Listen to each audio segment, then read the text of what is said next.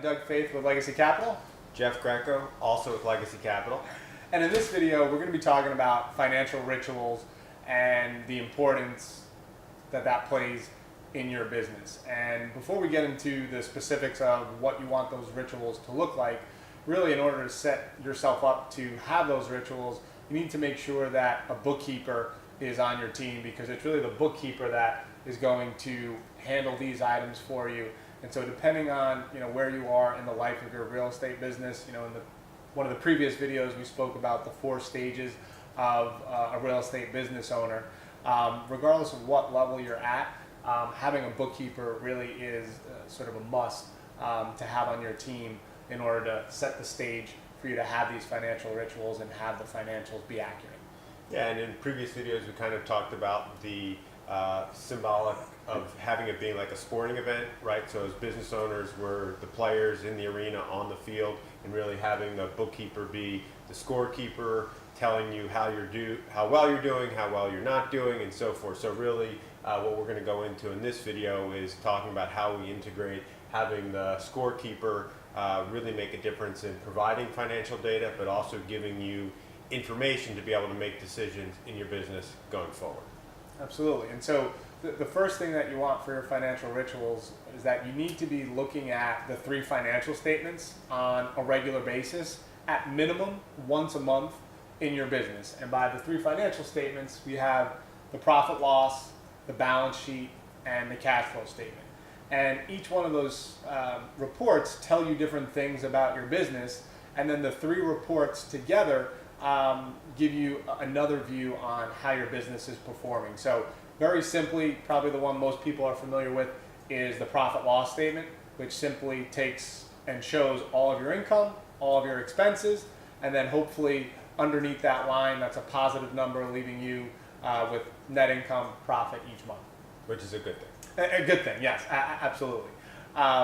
The second statement is the balance sheet, and that simply gives you an accounting of all of your assets minus your liabilities, which gives you your equity in the company. And so for you as a real estate investor, you're going to certainly have profit loss, but you're also going to have balance sheet activity, which is going to list, again, all the properties that you own, as well as debts and mortgages that you have along with that. And specifically for our clients are typically more of fix and flip based or fix and hold based, and so when you're running a rental portfolio, you'll be more balance sheet based for the longer term, and when you're doing fix and flips, typically under a year, typically more activity on the profit and loss statement. Yeah, and then the final statement is the cash flow statement. And so essentially the cash flow statement gives you an accounting of your operating activities, your investing activities, and your financing activities from a cash basis, from a cash standpoint. So it's one thing to make money, but your cash flow statement lets you know how much cash either increased or decreased for that time period. And then, so as I mentioned, having an understanding of these 3 reports individually is helpful, but then also how they interact and talk with one another is important. And you can get into that and then really the analysis of these 3 financial reports when you have your financial meetings. So you should be having financial meetings with your bookkeeper a minimum of once a month, where you're reviewing the data from those 3 financial statements and interpreting that data so that then you as the business owner can make decisions about that for your business.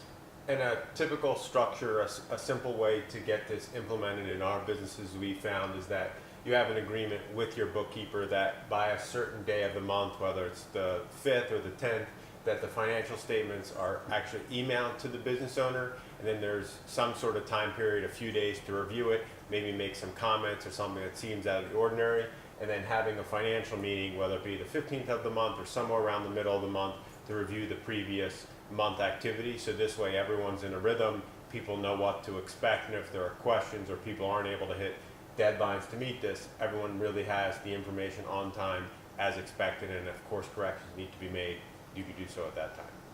Absolutely. And then the final piece of your financial rituals are cash flow allocations.